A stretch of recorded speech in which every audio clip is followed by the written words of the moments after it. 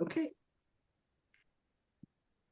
Wonderful. So I am so honored. We are so honored and elated to have this special guest, Christian Sundberg, here with us today to talk about his pre-birth memories and also any insights that he might have and how we can support as regression therapists the awakening and the shift in consciousness that's happening right now on the planet. Christian has been interviewed over 100 times at least and has written this wonderful book called A Walk in the Physical. And also, just to note, his website is also called A Walk in the Physical.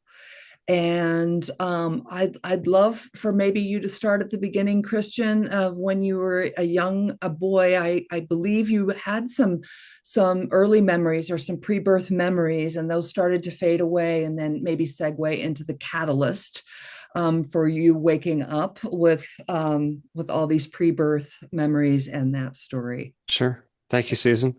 It's an honor to be here with this group, truly, because I know that in my own walk, therapy was so empowering and helpful for me, not just personally, but in the fact that I was like basically able to fulfill what I came to Earth to do because of the work of my therapist.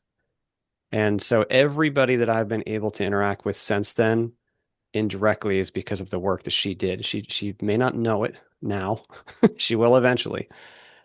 But this is like the frontline work. So I am so passionate about this topic and this type of work because this is the real work. Working in consciousness and helping individuals one at a time to actually meet their experience and process their fear and grow in love is ultimately what it's about. That is the most important work. It's so powerful. So I'm honored to be here and I'm honored to try to speak to this. This is like a group of masters. Um, so I'm gonna like try to kind of go right into it, and I'll try to be concise. I will leave time at the end for Q&A and organic conversation. Okay, so jumping right in. Yes, as a very young child, I had pre-birth memory. I thought everybody did. Nobody talked about it, so I didn't talk about it either. And that memory left me completely by the age of probably 5 or 6. And I had no knowledge of that at all between the ages of like 5 and 30. So my body is 45 years old right now. When my body was 30 years old, I took up a long-term meditation practice. And I certainly didn't expect anything, but after a few months of consistent meditation, I had my first non-physical experience, out-of-body experience.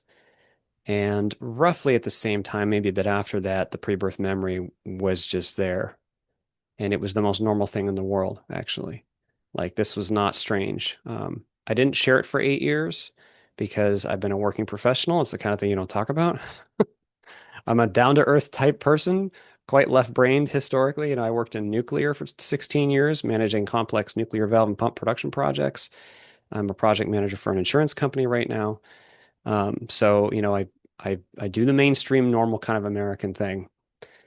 But after 8 years or so of not sharing it, I've been active on the internet and answering people's questions, and I just had this moment. I just knew the ground is just fertile enough now. The ground on Earth, the energy space is just fertile enough for this to actually be useful and take root and be helpful. So about 7 years ago is when I first shared it, and I've shared it a number of times. I'm happy to share it again here. So I'm going to try to, I have to use words, because it's what we got. We got words, we got language. All language is ridiculously limiting. Words are form, they're symbols, and they are specific to the context of Earth. And so it is not possible to speak to this in language. I have to say that every single time because it's not like we can just say, oh, it's like this. This is just the words. And then you've got a clear picture of it. It's far bigger and deeper than what we could possibly express in language. So I'm going to just use language because that's what we got. Um, but we really have to disclaim that because this state of being that we're in right now is super dense. It's super specific, and it's actually a very non-native state, our world of separation, our experience of separation. And so our language is based on certain assumptions that aren't even fundamentally true, like discrete location and linear time, for example. We take these things to be fundamentally true and they're not. So, anyway, I just have to disclaim that. So, I'll share this experience and then I want to tie into what I experienced in the physical here that was personally for me the process that I came to experience, which on the surface looked to be and was very traumatizing, personally, and how important that difficulty was for me, and how it related to experiences I've had in the past. And we can call those past lives. It's just the same you, it's the same I, just having different experiences. Not really actually other people, it's still you. And so this thing that I'm here to work with is something that I've carried with me from experience to experience. And this is an important, big chunk step of that experience integration for myself. So I'll try to tie that to my pre-birth plan so that it's clear. And I recognize this is a metaphysically minded group, so I'm going to jump right into the metaphysical stuff because, like, why not? Okay, so I know how this sounds, but I remember before I had ever been physical, coming across a being who had been physical and feeling from this being telepathically, because in the higher realms, we know our connectedness actively. We can see each other fully. We can feel everything. We know the other, and actually the environment itself is a part of us. So we can share all of what we're feeling and all of what we are with each other. It's a very beautiful, natural exchange. So I could feel from this being this incredible depth of power and love and freedom and joy. I mean, it was just radiating. It was so bright and brilliant and deep. And he was feeling this quality of God, words are so bad. Freedom and power is the best way I can describe it. And I asked him, "Oh my goodness, like, are you feeling as much freedom and power as I feel that you're feeling?" And he shared yes. And I asked him, and this isn't words again, this is just telepathic exchange. It's very quick and complete.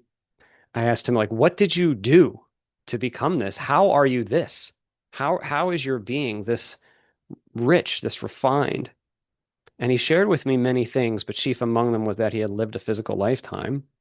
And in that physical lifetime, he had suffered a long-term health condition, a pain.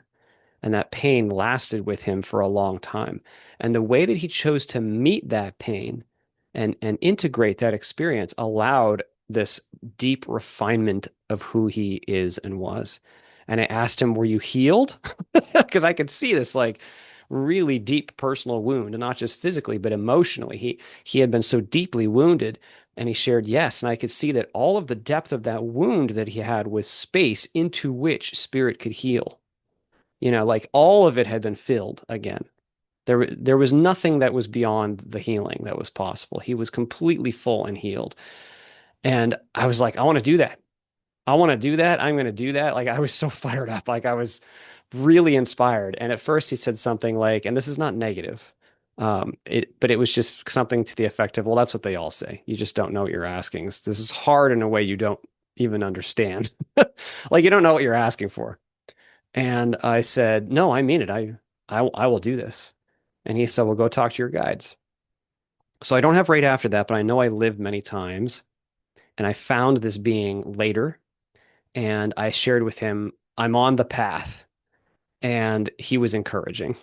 Like I wasn't there yet, but I don't like the word learned, but I had experienced a number of things. I was in my process of growth and I shared with him that I was on that path and he was very encouraging. Okay, so most of my pre-birth memories of a time somewhat immediately preceding this life, not just this life, but the one just before this life, where I had taken a long break in between lives. And I remember this guide coming to me every once in a while and asking me, "Are you ready to go back yet?" And saying, "No, I'm not ready yet." And him asking again, "Are you ready to go back yet?" Like later, not pestering me, but just kind of like gently reminding me of my own intention and eventually saying, "Okay, I'm ready."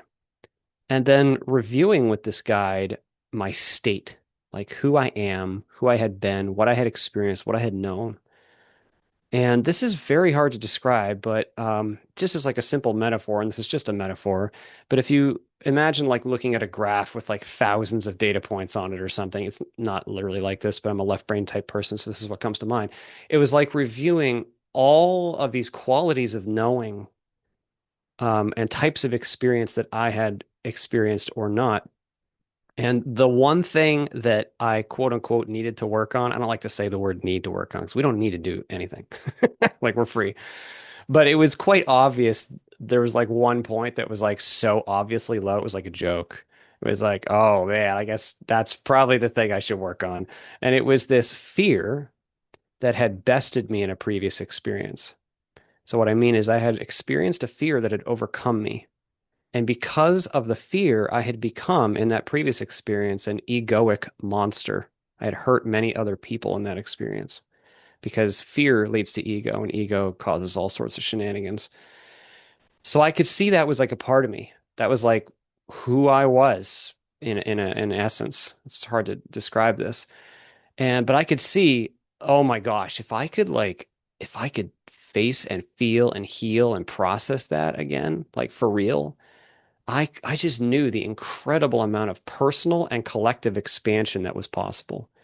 So it was like not only myself that I would deepen and I would understand and I would grow, but it was like I knew it was like doing it on behalf of the whole almost. And almost like being a part of the because this is bigger than even just the collective consciousness of humanity. It's actually bigger than that. But as a part of the whole, it was like if I could do this, that was like adding this certain depth of vibration of power to the whole. But I could see even from that perspective, like it was so low vibration. I was like, can this even be done? Has this ever been done in all creation? And I asked, has any being ever done something this extreme, this low? Because this is like ludicrously low vibration in this one certain way. And they said yes. I remember my guide saying yes, and you have all of time available to you to do so. There's no hurry. And I just knew from that point of view, and this sounds strange to me as the human because my journey has not been the easiest, but I just knew at that from that point of view, well, if it can be done, I will do it. Like I knew what we are, that we are immortal consciousness. We are beings of incredible power and love, and we can't actually fail. And the depth of power that is available to us is so profound. And I just knew, like, oh, if it could be done, I'll do it. Like, so they brought me a life that was appropriate for that intention, and it wasn't this one. It was the one just before this one. And I remember reviewing that life in incredible detail. And then I remember accepting the veil for that life. Okay, so the veil is just a word, but I mean the constraints in consciousness that we wear, that we take on, like a blanket or like an obscurement, and a plummet in vibration so that we can have the physical experience and operate from the physical perspective. So if the way it felt to me was like a plummet in the vibration of my being from being extremely high vibration down, down, down, down, down, lower, lower, lower, lower, lower, lower more, lower, lower more. And then like you feel like you're at the bottom and then it keeps going lower and then lower, lower, lower, lower. Maybe like when you're on a roller coaster and it's like going down the big part of the hill and you lose your stomach. But it was like the bottom like never came, or I mean, it took a really long time for it to come, and it was just like I kept falling and falling, and the vibration got so, so low. And eventually arriving to this place in the womb where I felt disconnected from all that I was, and all of my memory had been cut off, and all of my power and connectedness seemed like it was gone. And it felt like I was simultaneously very, very dense, like in a tuna can, but also that I was in a place of like no heat, energetically. I mean, physically, there was heat, but energetically, it was like being in the vacuum of space. Like that's how it felt in comparison to the higher vibration state to be local, to be in the physical. And I was only there a very short time. And I said, I'm not doing this. There is no friggin' way I'm doing this. And I had fear rise up and I summoned my might and I smote the veil. I fought my way back out. And I was successful at doing that because so I immediately had a life review. I realized, I saw that I had killed the fetus that was to be my body by rejecting the veil and by pushing my way out. And in killing the fetus, I caused a miscarriage for the mother. And I could see the grief that I had heaped on the mother. And I could see how hundreds of other people were affected negatively by the mother because she had all this grief and she had experienced this loss, and it was a loss of opportunity for her. And I was, in essence, words are hard here, okay? Because like it's okay from that point of view. You know it's okay. It's this is like just like a big play. You can't fail. But I could see very objectively, I guess you could say, like, oh man, I have a lot of fear. I caused a lot of damage. Oh, I didn't. I think I can do better than that. And I could just see it was just very plain. Okay, so then um, I won't go too much into this, but I remember spending some time in what I call a veil acceptance simulator. I know this sounds wild, but it was a place where I practiced surrendering my control to a veil so that in a subsequent incarnation attempt, I would not reject it in the same way I had the first time. And it was like being dunked under the water of a swimming pool and like seeing how long you can hold your breath kind of thing. This is just a metaphor. It's not literally a swimming pool, of course, but it was like being dunked underwater, but you can cry uncle and they'll let you out because it's just a simulator. It's just for pretend. I can tell you the real veil is a lot more challenging than the simulator. Anyway, so I still had this intention. So eventually they brought me this life as Christian. And I knew that this life was a good match, but it actually wasn't quite as perfect as the first one would have been for a match, for my intention, for this specific intention of processing this fear. So I'm just making up numbers now, but if the first one was like 99% accurate or appropriate, like good match, this one was like 86 or 87%. It was good. It's good enough. Okay, so, but I could see the incredible potential of this life, and I reviewed it in incredible detail. And what I mean is, it was like reviewing millions and millions and millions of possibilities of what this life might be like for me. So it was like if you took a tree and laid it on its side and started at the thick part of the branches and worked your way out, it was like I reviewed all these millions of possibilities all at once, like in seconds. It was effortless to feel all of it, to see all of it, know all of it. And I made certain requests for the life. Like I wanted to be intelligent again. I knew that in previous experiences I had been intelligent, and they said, yes, you can do that.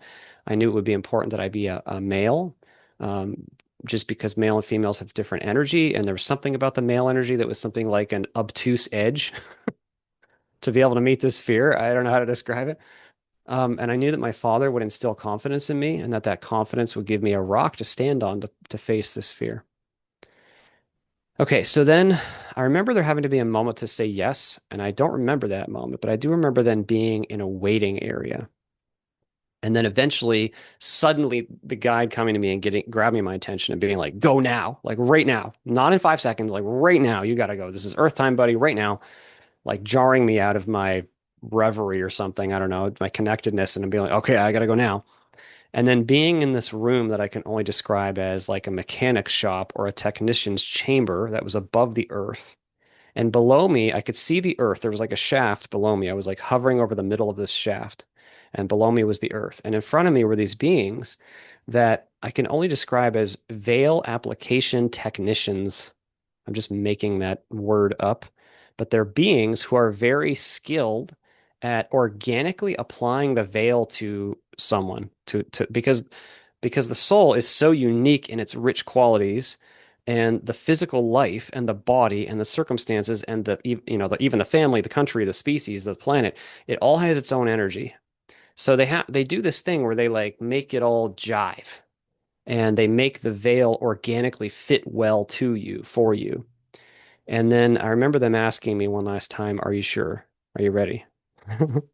Because I knew once I said yes here, I was like in, I was strapped in for the ride. Like it's like getting on a roller coaster and not being able to get off and saying, yes, I'm ready.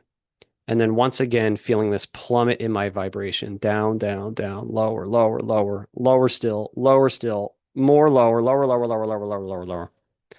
And this time, just trying not to fight it. So just keeping my focus on, okay, surrender, let the veil grab me.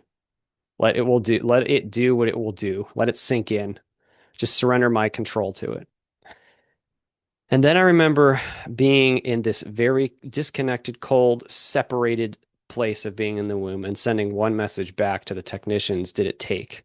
Did the veil take? And then they sent one message back. Yes, just one. And actually, I felt very accomplished at that moment.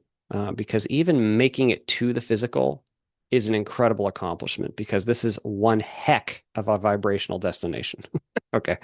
So I was there for a little while. And then once again, my fear began to rise up. And I was like, I'm not doing this. There is no freaking way I'm going to tolerate a lifetime of this. A lifetime of this? No, no, no. I am not doing this. So once again, I began to summon my might to fight my way out. And when I did that, the most holy moment of my entire life happened. Uh, this is so beyond language, and it's so freaking personal. I was expanded back out, and I could feel all the universe within me. I could feel all the galaxies and beyond, beyond our universe. I could feel everything within me. And I could feel the sun of Earth within me, and it was churning with bliss. It was alive, like it had consciousness to it. I don't understand how that's possible, but I felt it within me, and I felt the great I. So I was expanded back out by like the great I am of all things. So the word we use is God or source. And God said to me, "This is still what you are. You can never not be this." And I was like, "Oh, I haven't lost all that I am. Okay." And so I stopped fighting because that's why I was fighting. I was fighting because I thought I had lost all that is, which isn't possible. Now I know, but at the moment I was just reacting in fear. And it was such an amazing, holy, beautiful moment. Um, I don't know how to describe it, but I've thought back on that so frequently, and it hurts to think about it because it's so homesickness provoking. But I share it because it's what we all are, man. Like we are all something like that. It's beyond language, but we are all multidimensional beings of love. We are all consciousness that transcends the physical. We really are. Despite how deep and dense this physical illusion seems, we really are that. So I stopped fighting. I returned to being in the womb, and it felt like I was there a super long time. And then the next memory I have is the day I was born. I remember the sight, the sound, the cold, the touching. I remember pain, the pain of circumcision. I remember looking at the nurses and being so like in love with everyone and feeling so much curiosity. Like I remember just I was like, what? I had no idea what was happening. I had no idea at all. It was like completely confusing, but amazing and bewildering. And I was just trying to take it all in. And okay, so then as I aged, I used to draw upon the flowchart memory.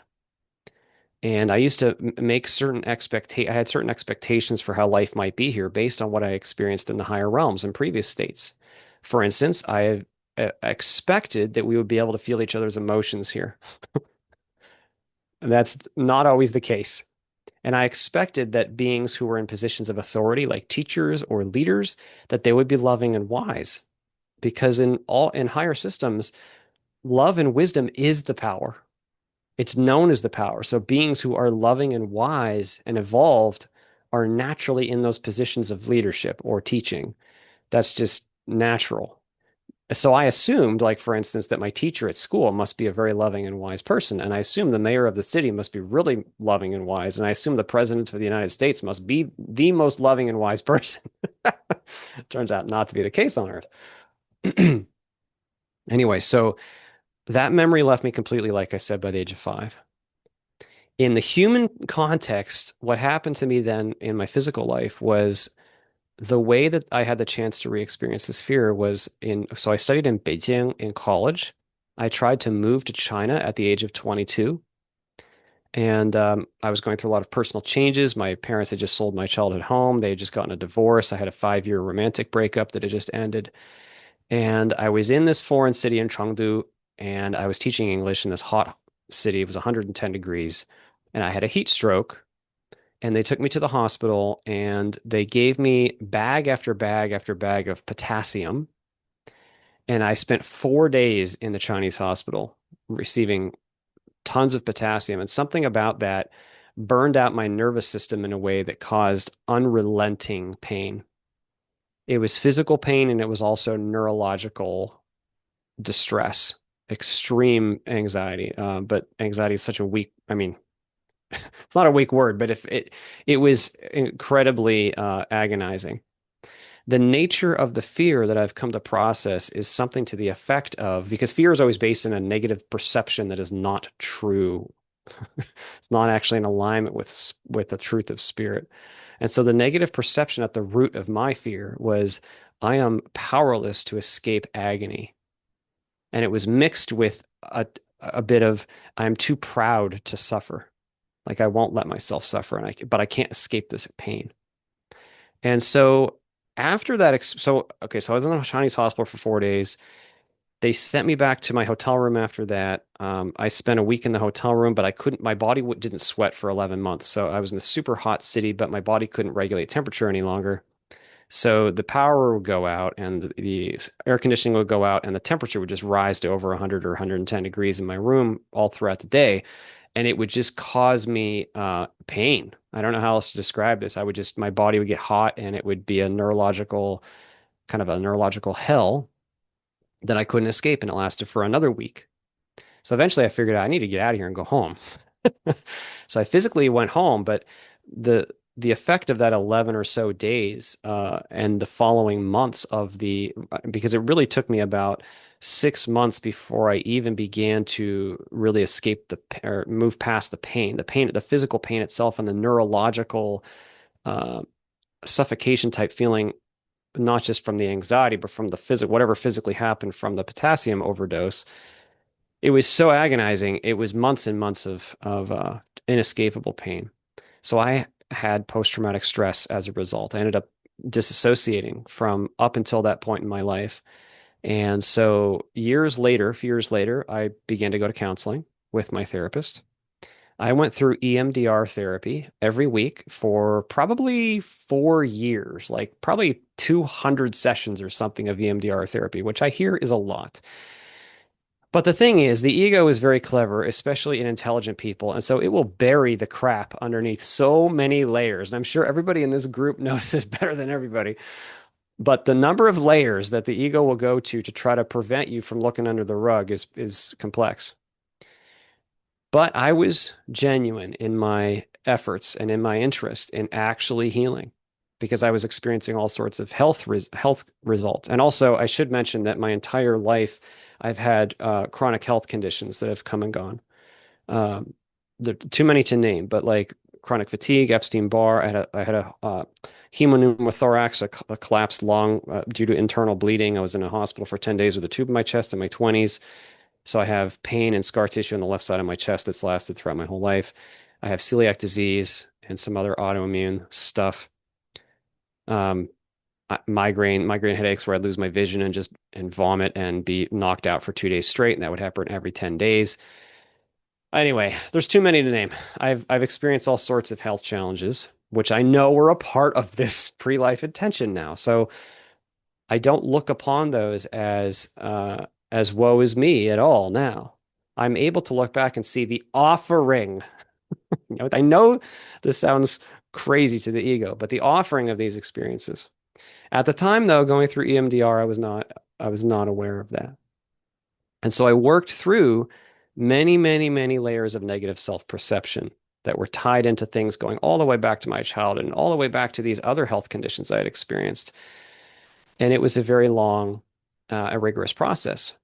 When I eventually, and I thought over and over, oh, I must have reached the root. That was a really deep fear I discovered and felt through today. And then I would reach a deeper layer and say, oh, that must be the root. That was a really deep, powerful fear that I found and experienced and processed today. And then it just kept going and going. And it was like, and my counselor was really good. She'd ask me, how does this feel on a scale of 0 to 10, in your diaphragm or wherever I would feel the negative. And if I answered anything above 0, she would say, then we're not done. Then we're not done. And so we kept going. And eventually, one day, I found the root. And the root for me was the way that it physically expressed was a moment laying in the hospital bed in Chengdu, China, which I actually have a picture of, by the way. It's quite interesting. A newspaper man came in and took a picture of me in the bed, put me on the front page of the newspaper. And when I got out of the hospital, the citizens of Chengdu were saying to me in Chinese, "Don't pass out, 别中暑了." I say, 别中暑. How do you know I shouldn't be passing out? And they would say, go look at the front page of the newspaper. And there I was on the front page of the newspaper, and millions of people read this funny story about the American who passed out and the good people of Chengdu who saved him. Well, for me, it was not that experience. For me, it was the most terrifying moment of my life because I felt like I was dying, and I felt I don't have any power over this, and I'm completely powerless to the agony, to the pain. The vibration of that moment was what I'm here to process.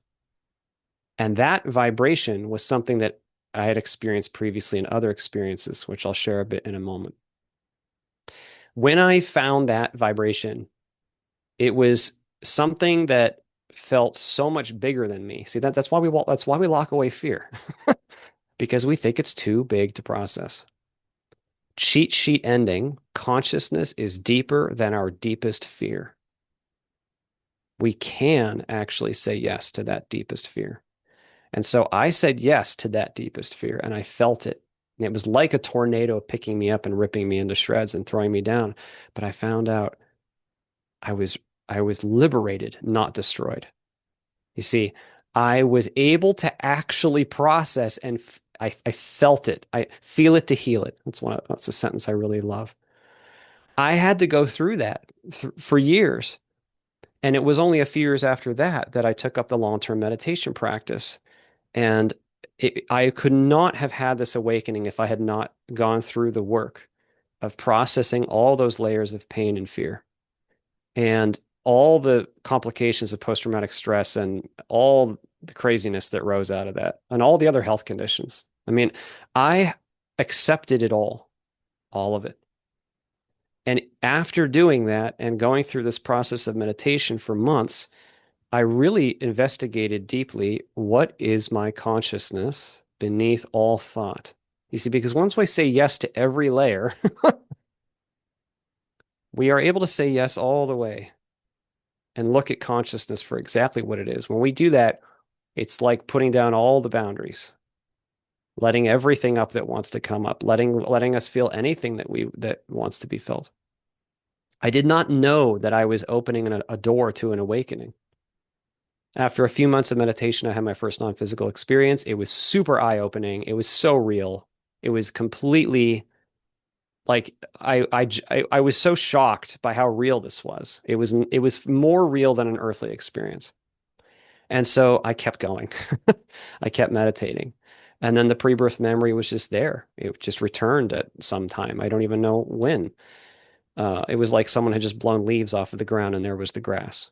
It was more normal to me actually than even this human experience because I had found in by shifting in consciousness that there isn't actually a human named Christian.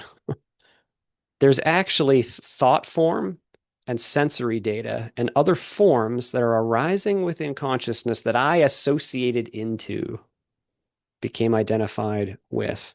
Now, so this is not a process of de-identifying with those forms. Rather, we go and see with very deep alertness, clarity, utter clarity. What are we? What am I really? That's what I was doing. And when I found what I really am, which is consciousness beneath all this form, the pre-life plan was like a more normal thing than even the human experience, which is quite strange and alien actually within the context of the larger picture because the state of separation that we experience here is so unique and so different. Okay, so that's a quick. I want to get into the more important. So that's my just a quick summary of my experience. So the real work that we're all doing here, and the work that you are helping to facilitate, is the expansion of consciousness. Because what we really are is consciousness. We are not the form. We take what we are with us. So the expansion of consciousness is something that lasts. It lasts far beyond the duration and limitations of a given physical experience, which is just like a short dream by comparison. It's worth 100 years of limitation to the soul that is eternal, for it to know the depths of contrast that are available through that limitation.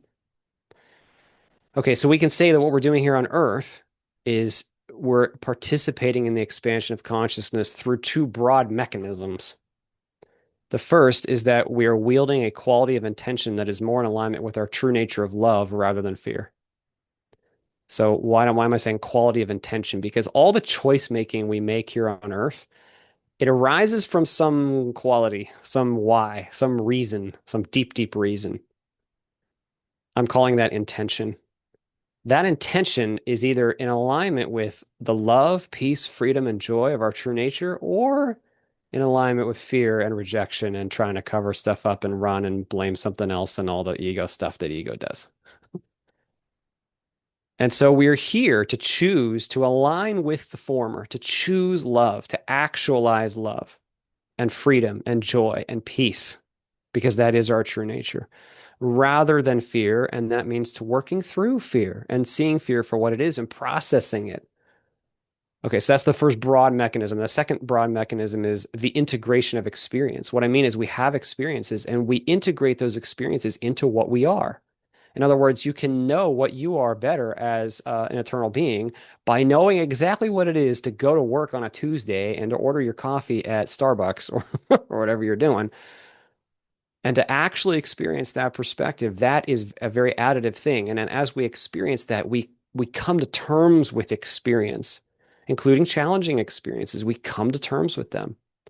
And therapy, regression work is about that process of really seeing something for what it is, processing the fear, and integrating that experience, really coming to terms with it, really processing it.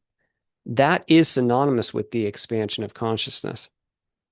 So we can say that processing of fear is synonymous with the expansion of consciousness. Integration of our experiences and our traumas is synonymous with the expansion of consciousness. And so when you work with that, you are directly working with and catalyzing, facilitating the real change that this universe is here for.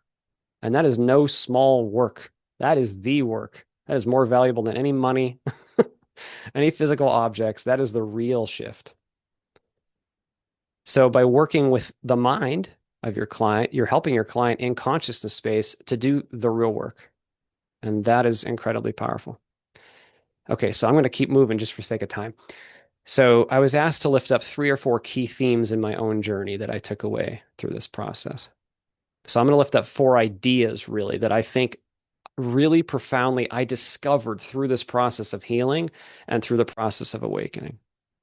The first theme, and this was written on the chalkboard behind my therapist's chair when I first walked into her office. And when I first saw it, my ego said, that is the most BS thing. I did not appreciate this sentence that was written on the chalkboard because I thought it was fluffy nonsense. But I have subsequently found it is very literally true. It is spiritually incredibly powerful and literal. And that sentence is power lies in accepting powerlessness. Power lies in accepting powerlessness. We may be powerless within a physical circumstance, whether in this life or another. We often think of power in the physical in terms of our ability to move some objects, swing a bigger hammer, spend some money.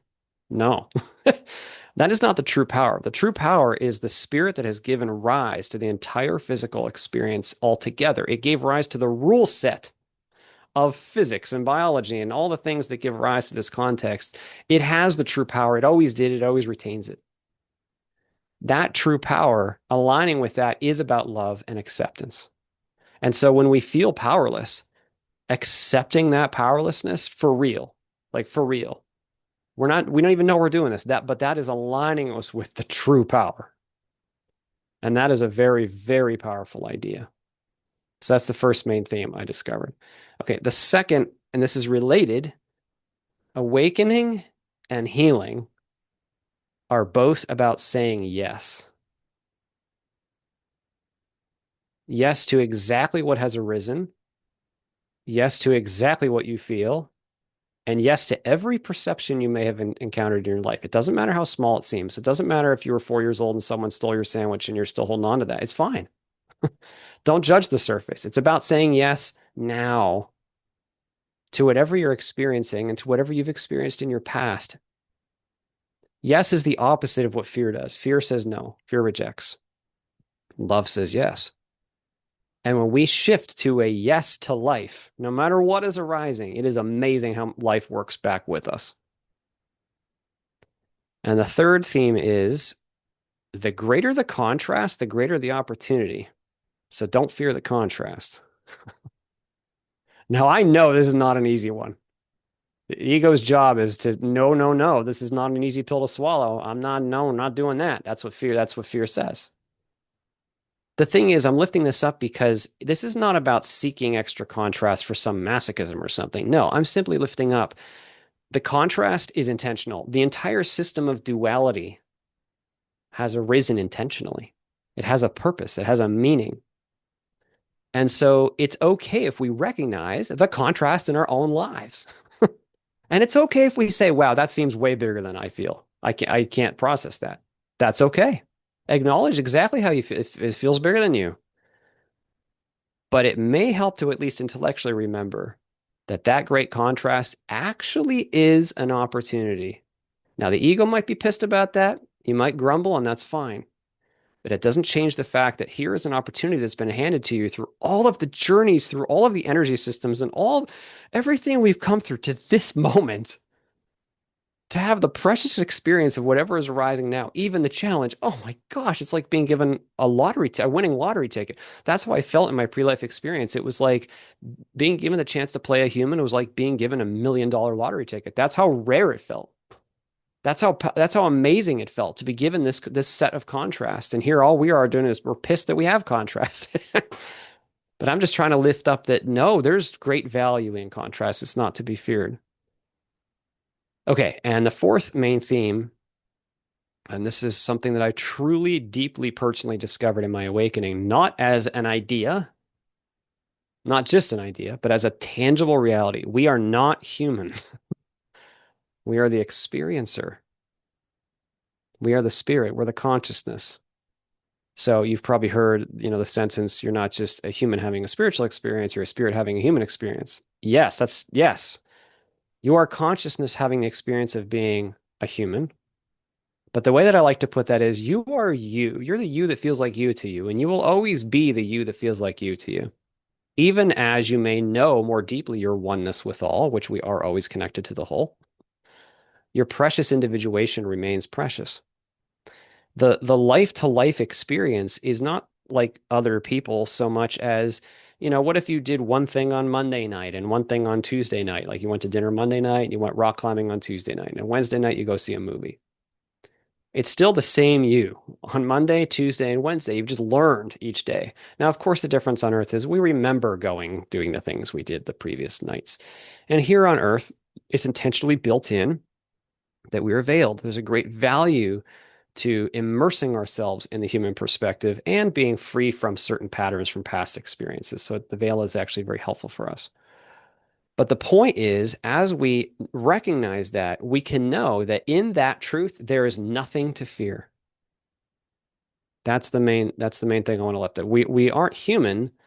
And so as the experiencer, I know we can't always locate this experientially, but we can at least intellectually know there is nothing to fear because what we truly are is that which transcends the human condition and cannot die.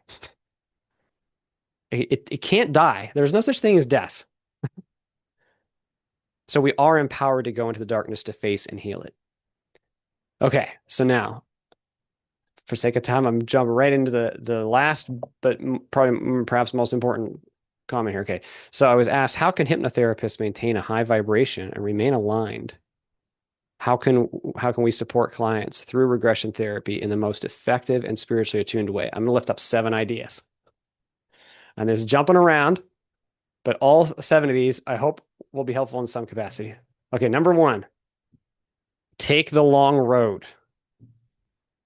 Okay, so what I mean is humans love short term. We love to measure progress. We love to write down the number went up. We love metrics. I work in business. We have an unhealthy obsession with metrics. The spiritual growth process is a long road. And so the reason I'm lifting that up is because not only for you, but with your clients, their journey is also the long road. And so what you're doing now is about facilitating their long road healing. So it's okay to recognize that that may take time and it may even take past the end of this lifetime. That's okay. But if we keep that mindset of, oh no, this takes time. This takes time. Healing takes time. Evolution takes time, sometimes a long time. And if we keep that in mind, I think we can align more with this like if we allow ourselves to be a part of the facilitating almost backdrop, which is almost timeless, then the unfolding can take place for the client in the way that is most natural and best for them. And that might take time, and that's okay. Also, you're speaking of time, you're doing work that lasts past the end of their lifetime. And so, and one other comment about time, this is might sound like a tangent, but this is a really interesting point. All experience of form is taking place in the one great now. Okay, so if you can help your client to process something in this now, they are doing it in all the nows. So, and for you too, like if you're facing something and you say yes to it in this now, you've just done it for all the nows. And that is the deepening. That is a deepening. So it only takes this now. Even as we're talking about take the long road, it only takes this now to actually shift the quality of intention and to say yes and to grow in real ways. Oh, I guess that was idea number two. What you do in the one now, you're doing all nows. Okay, I just said it. So that's the second idea is that what you're doing in the one now, you are affecting all of time. And so the key point there is one moment can have all the power. Like basically now is the moment of power. Now, how many people I mean, as someone who has experienced post-traumatic stress myself with dissociation and anxiety and all the physical symptoms and all the rest, you do not feel powerful. You feel quite the opposite of the powerful. I have discovered this moment is where all the power is. There actually really isn't even a past. It's not exactly. There's like a bunch of thoughts and memories. This is the moment of power, and there is so much power in this moment. And so, as a regressionist, you're helping the client to use this now. And this now has all the power, and they can do that in this now. And you can help them in this now. Okay. Idea number three, know yourself as the therapist. And there's two ways that this came to mind when I was thinking on what to share tonight. Okay, first of all, if you know yourself, you will be strong in your own true nature. And your true nature is love and peace and freedom and joy, which is powerful. And so when you know that of yourself, you are in a much more equipped, powerful, aligned, facilitating position to call in resonance the person that you're working with. Because basically, soul recognizes soul, whether the human consciously identifies it or not. So if you are in a place of love and personal authenticity and strength, that tends to catalyze, it tends to erode the false protections of the ego. Now, if the client isn't ready, that's fine. The ego is going to keep holding on to its shelter for as long as it can. On the other hand, when you arrive knowing yourself, you are vibrationally helping to facilitate an erosion of the pieces that they are ready to let go of. And that is really powerful, important work. And then the second point there is in consciousness space, you and your client are actually connected. Now, I know there's like a professional boundary that's appropriate in the human sense, but at the higher self level, we are all drops in the one ocean. Okay, so we're all actually connected. We're all actually brothers and sisters with each other. So at the soul level, that communication is always happening. So why am I saying that in the context of knowing yourself? Because when you know yourself, you are in a position where you will be much more able to interact with their higher self because their higher self is you. So when you know yourself, you know them and you will know how to help them. Okay. Idea number four. I'm sure this is intellectually understood, but I think this is a good reminder anyway. I just felt like I should lift this up. The client's work is their work, and that is holy. So there's two parts to this. One, you don't have to lose your peace at their work. Whatever work they're working on, that's theirs. And it's good that they're working on it. And I say that because many effective therapists are very empathic people. So I've done one-on-ones over the years, and I know it can be challenging when you feel and you resonate into the vibration of the pain. It, you want to help, and it hurts. It can hurt you just because they're a part of you. You feel their pain. But the thing is, you don't have to lose your peace, actually. Their work is their journey, and it's most helpful if you have your peace and your knowing to help them from. Okay, and then the second part of that is it's holy work to help them with whatever they're working through, even if it doesn't seem big. So I know that therapists are really good about this usually, like picking out, oh, that very small thing you just said, that might be a big thing. I want to lift that up because th this is not about size, it's about perception. So the way that I wrote down this down is honor the pebble. So if the client's got a pebble, honor it. Because the thinking mind on your end might say, oh, that's small. Your intuition may point to the pebble and say, yeah, but that's a meaningful, that's a pebble of iron or whatever. And so to recognize that is an honoring of their path because it might not seem like we understand, but their pebble it may be a boulder for them. I mean, I know I have personal challenges that are not challenging for, say, like my wife. It's okay. She just gets certain things that are challenging for me as a being. That's okay. That's just where I am. And vice versa. I might work with somebody where I can just see something very clearly and they just can't see that, and that's okay. I want to honor their pebble as the boulder that it is for them where they are. Okay. Idea number 5. Your client's intention is the active ingredient. Now, this is kind of what therapy like gets to. It's trying to work with their intention without we like process it. When we're humans, we like process. Humans love process, right? So we got steps. We got lots of steps. The the most powerful ingredient is that deep, personal, subtle, actual shift in the heart of who they are and in how they're dealing with how they're responding to, I should say, what has arisen for them. And so this is about encouraging an intention that is ready to say yes to whatever they're experiencing, to feel whatever they may not have been willing to feel before, to see what they may not have been willing to see before. And so how can we encourage that? There's two main things. These may seem obvious, but they're important. Remind them of their own power. And secondly, remind them that there's nothing to fear. Okay, because if they know who they really are, and if they know power is native to them and fearlessness is native to them, they are much more empowered to make that shift in intention to actually go look where they never looked before. So your intuition may help guide you about how to trigger their intention. And you may see, and probably everybody on this call has a lot of experience with kind of seeing the intention rather than what's being said. You know, that is the magic. That is the magic ingredient. So I'm just lifting that up because it's kind of like, in a sense, you could say your job as a regressionist is to help them shift their intention towards love and acceptance and to be empowered to do that. Yeah. Okay. Number 6, experience language may change. Experience language meaning symbols, memories, stories, circumstances, people, objects.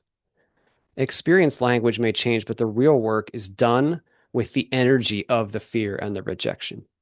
So again, I'm sure this community is very familiar with that concept, but this was very important for me to identify. My therapist would always say, let the memories go by as a train. Don't get stuck on the memories. But this memory looks really important. Well, no, just keep going.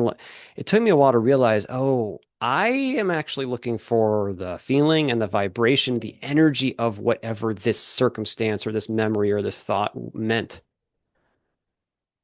And so while the experience language may change, the real work is finding what is the quality of the energy.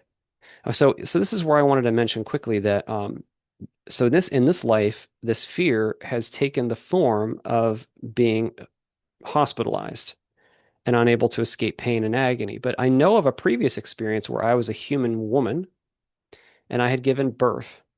And I remember the birth being extremely painful. I remember this it was a very simple, I have no idea when, but it was not a technologically advanced time at all.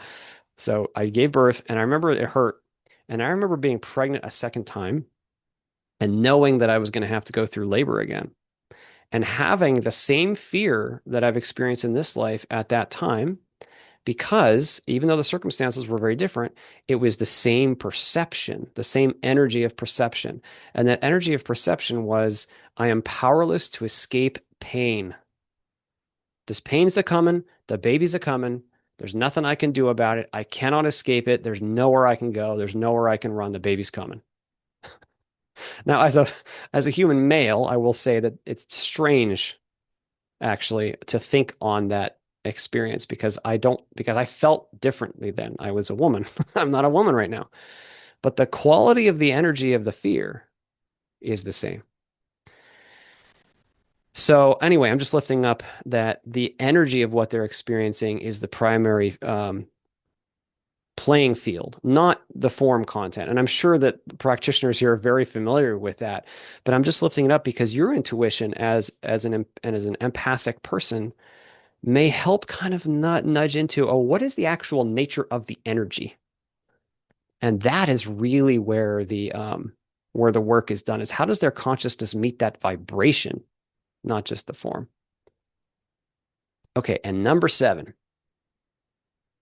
the body, the mind, and the spirit contain great intelligence that are always working towards their healing. And that includes both yours and theirs. In other words, look for that intelligence. So process is good, it's fine. The body knows how to heal. The mind knows. The psyche knows. It knows what demons are in the basement, and it knows which one I can lift up today. And the spirit at the deeper level sees it all. Your spirit too. And the reason I'm lifting it up is because the natural direction is towards healing. Now, that may seem hard to locate on Earth, where it can take years to work through deep trauma, or where, a session might not seem productive or whatever. I just want to encourage, this is more of an encouragement point, that there is a natural intelligence at work that is always moving in the direction of healing in the client and in you. And that native intelligence is actually one intelligence. This kind of relates to the previous point. But if you align with that one intelligence, you are very importantly and powerfully facilitating that healing by aligning with that intelligence. And that's a very intuitive thing. It might be something you feel called to say or do, or even some energy you feel called to bring forth that you may not even comment on. Maybe they won't physically recognize it, but their energy body might. Okay, so that's it. That's the 7 ideas. So I went a bit over time, but yeah, hopefully that was good, and we'll open it up to Q&A.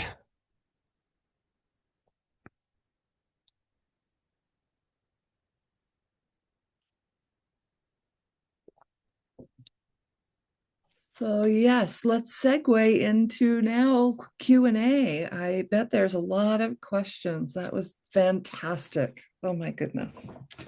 Thank you so Thank much. you, Susan. Okay, I, don't it, I sorry. feel so honored because this is like the frontline workers here. This is like the clan of captains and generals who are like doing the real work on the front lines on Earth at an important time in history.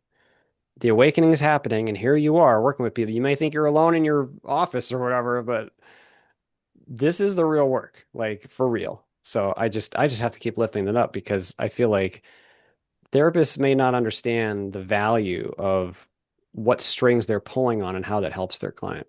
Okay, anyway.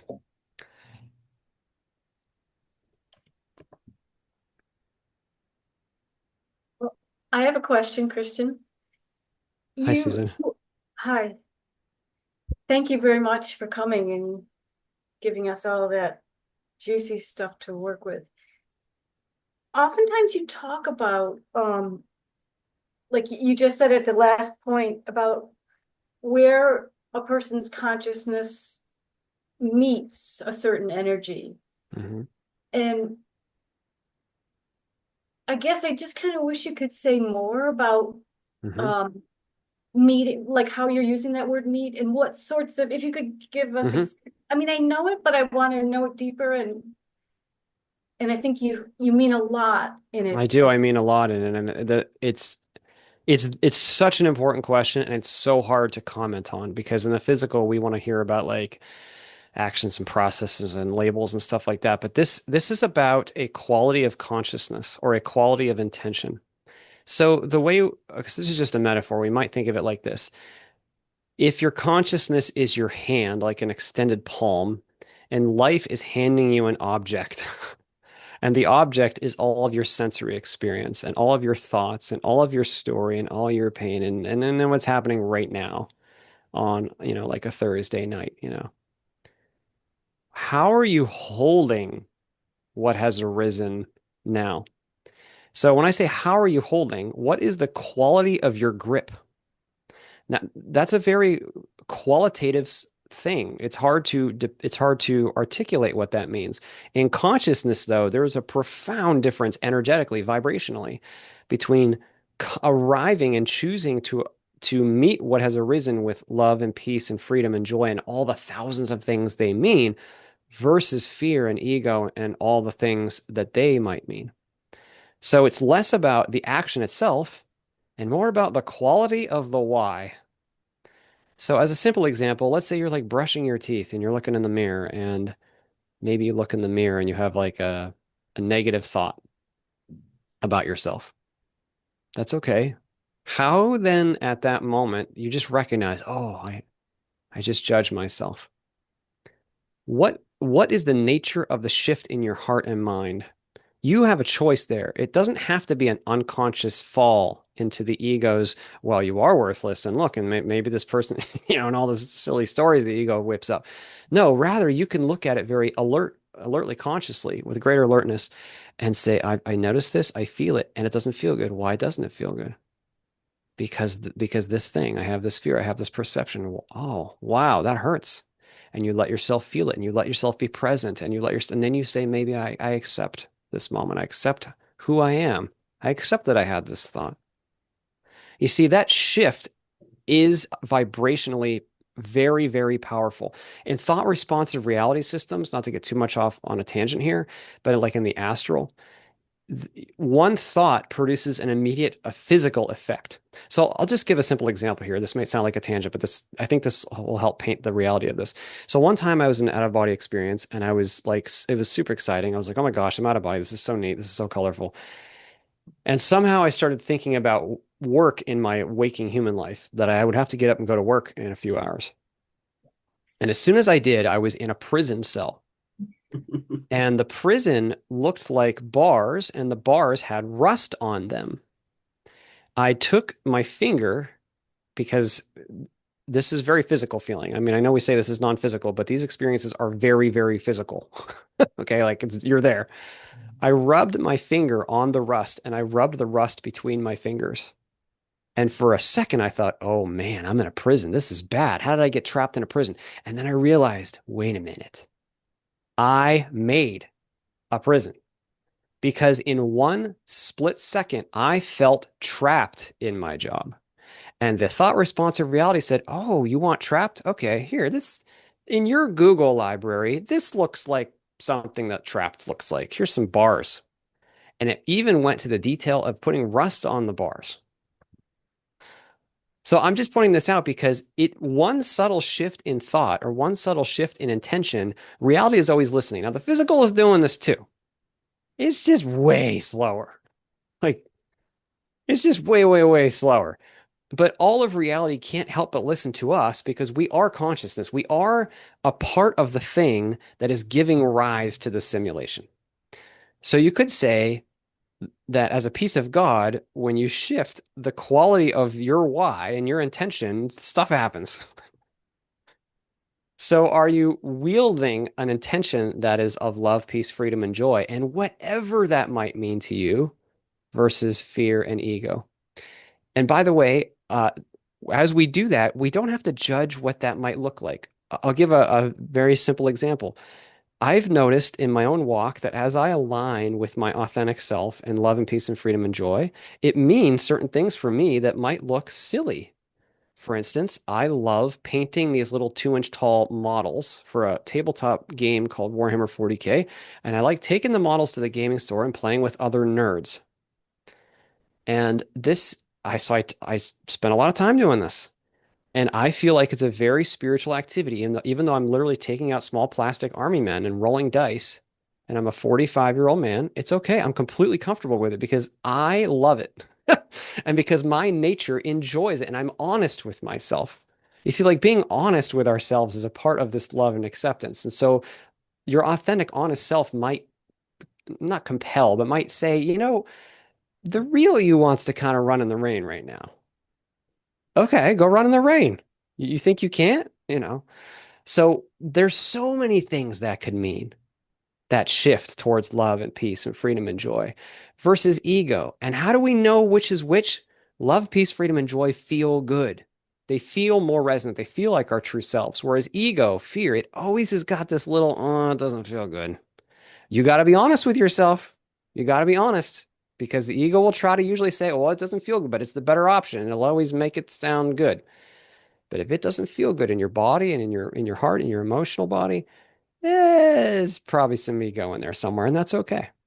So the shift between those two is what I'm talking about, and that can mean so many different things. I'm sorry I can't be more specific. It would be an injustice to be more specific.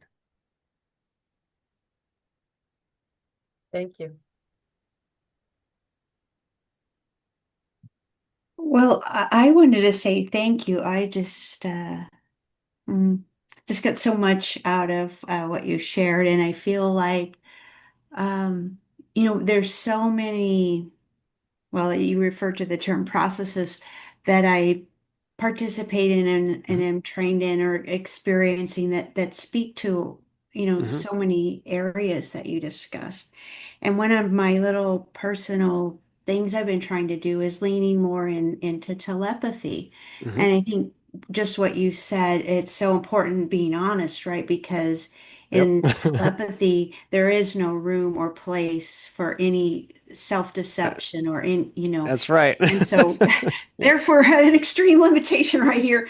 But I don't even know what the question is, but maybe you can speak to that because words do get in the way, and our emotion and our vibration, free and flow and and joy.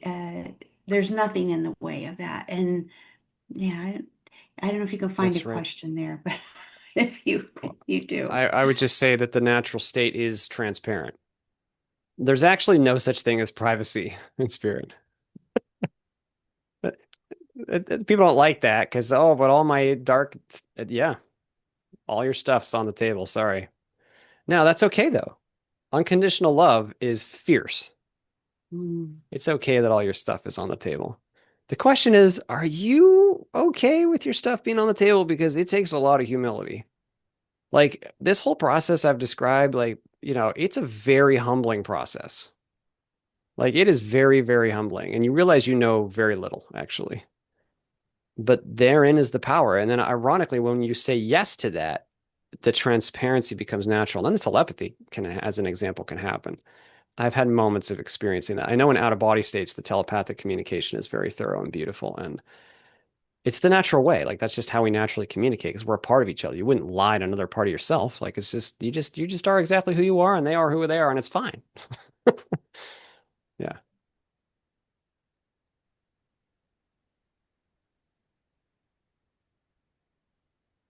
Yuki, we can't hear you.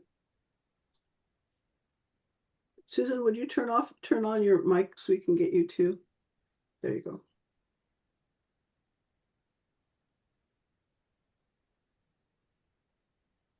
Hmm.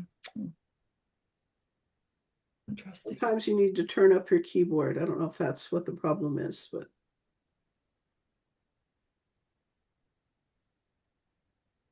no.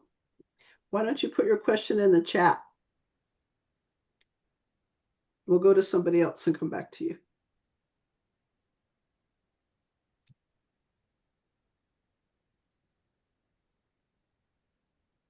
One quick comment that when you were talking about process, I use a lot of process. I'm actually not d dismissing the value and importance of process. I just want to say that because we're humans, so we need some actions.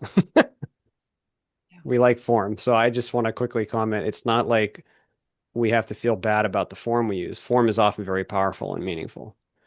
Um, just want to say that.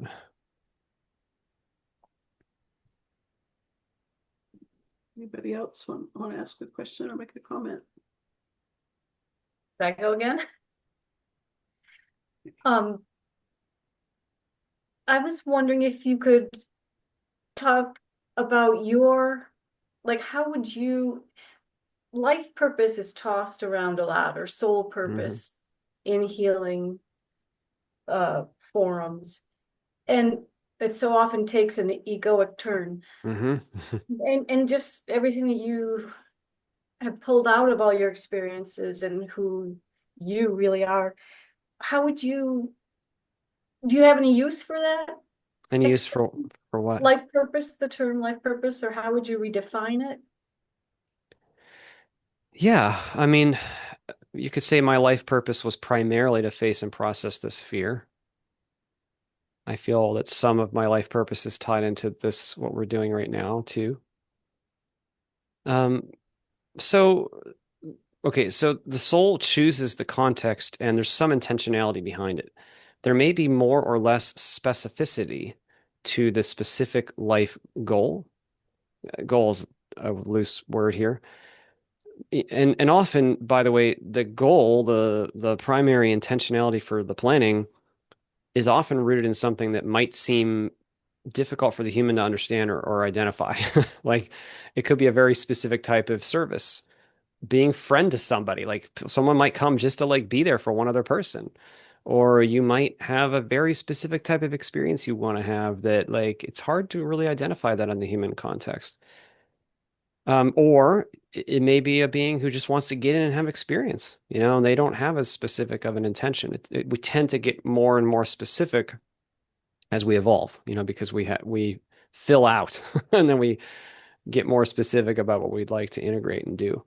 Um, Once we're here, though, we have complete freedom to choose what we will. So we choose the context, but we're not stuck. So like it's like in my pre-birth plan, reviewing the flow chart of all the millions of possibilities, these are all possibilities of what might unfold based on my choice making and based on the choice making of everybody else, because the system is super, super good at seeing probable outcome.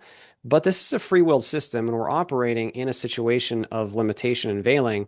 And so novelty happens. In other words, we get to make choices, and then something changes. Oh, and now that's exciting.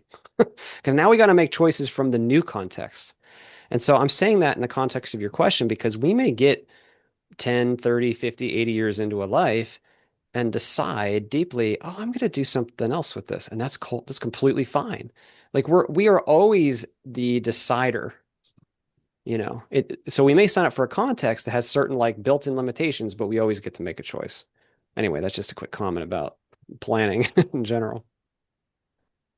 Okay, Yuki's question is on the chat. Can you see that, Christian? Oh, yeah. You talked about pain and suffering as a part of your human journey. Do you think as a soul we choose suffering? So I differentiate between the two words, pain and suffering. I tend to use the word suffering in the context of meaning, negative meaning. Uh, so much of the negative that takes place on earth is suffering and not pain. In other words, we have fear and it hurts like hell. And now we're suffering and we're having a terrible life. Okay, I'm not making light of that.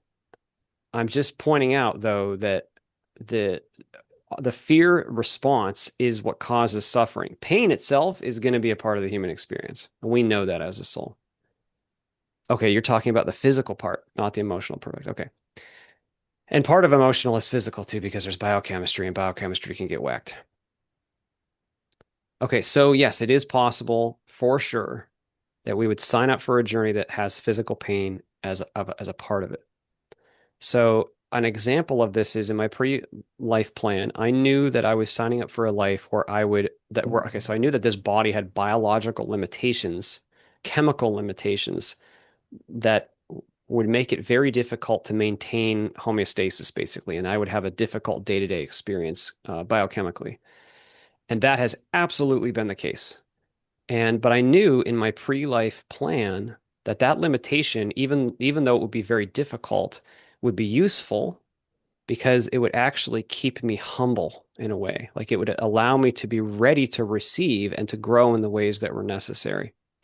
And then certainly the traumatic experience I went through in my 20s and many other of the other illnesses I've gone through were very painful. Okay, so now here's the thing. Pain is not inherently negative. I know this is a big one. People don't like, the ego does not like this. We may sign up for an experience where we are going to experience pain, but suffering is never actually required. Mm-hmm. This is a really important point. So we may choose something of high limitation or even potentially high pain. We always get to choose what to do with it. I know that's not easy when we're in a lot of pain.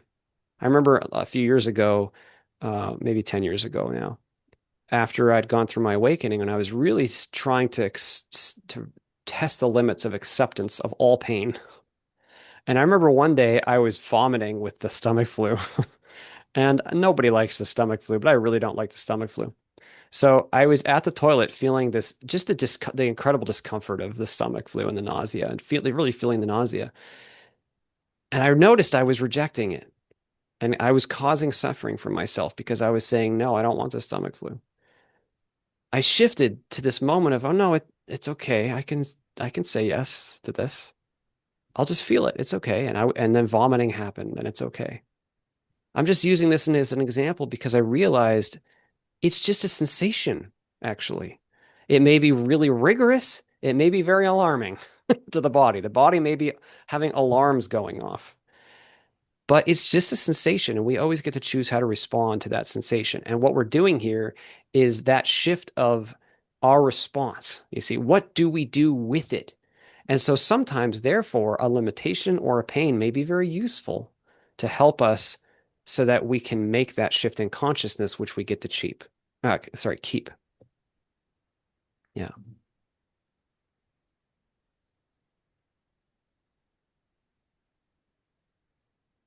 Can I ask another question? please. When you, so talking about choosing between resisting an experience or accepting it, I was Mhm. just curious. It seems like it would be a process thing, right?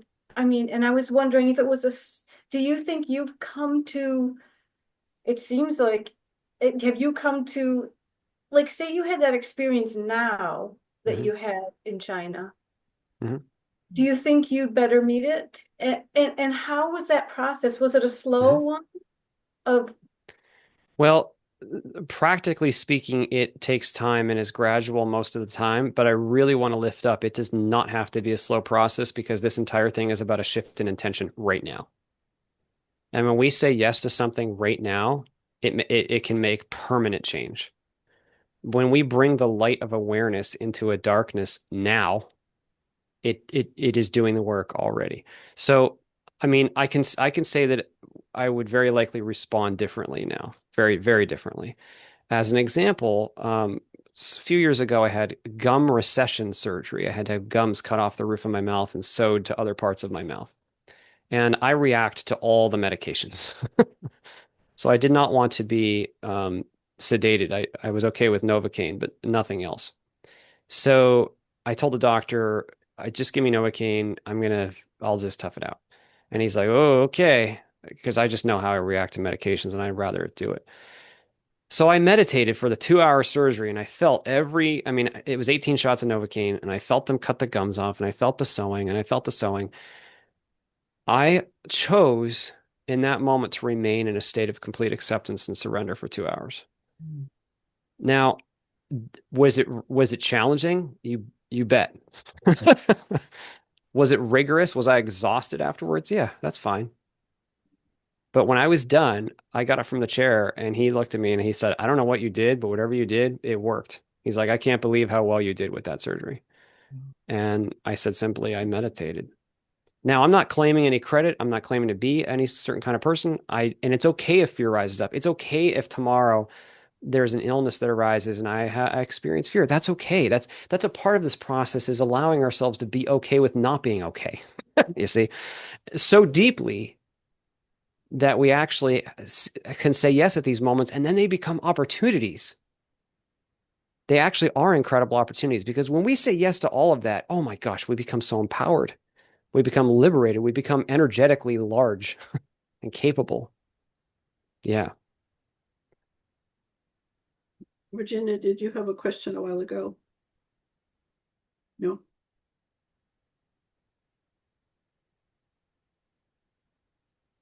Peggy. Go ahead.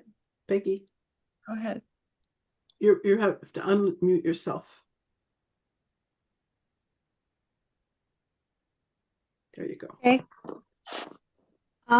I just wanted to say that my heart is so overflowing with love and gratitude right now, because I come here not as a therapist, but as someone who is going through something.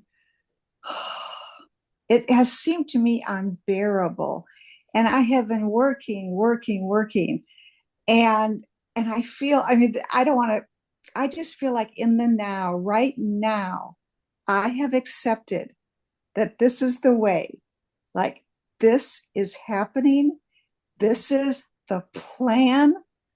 And all I want to do is to meet it with love. And I just cannot tell you, this is like, I feel like I've been getting here like this, and now here we are. So, Christian, and to everyone, and to Virginia, because she knows that yesterday I was still fighting it, and I just feel overjoyed. And so I thank all of you, and Christian, I thank you in particular. Thank you, Peggy. Something came to mind. So it's okay if later the rejection and the pain comes back. Mm-hmm. I want to point something out that's so important. That small little shift in that moment of being like, well, I'm going to choose love again. It may Mm-hmm. seem small, it's the big stuff. One of the essays in my book is called "The Small Stuff is the Big Stuff," and what I mean is that little shift in intention is that's the powerful big stuff. And it may not look big and powerful on the human surface. It is.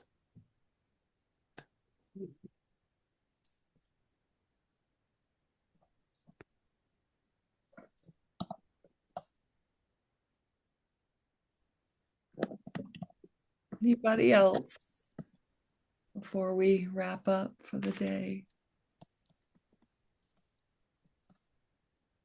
Well, I want to thank everybody for their beautiful questions and their time and attention and their presence here today. And again, Christian, I am just so honored and grateful that you joined us. And gosh, what an incredible interview, and some really beautiful things we can take out of this as past life regressions to help, again, like the shift in consciousness in the world. So I put in the chat the name of his website.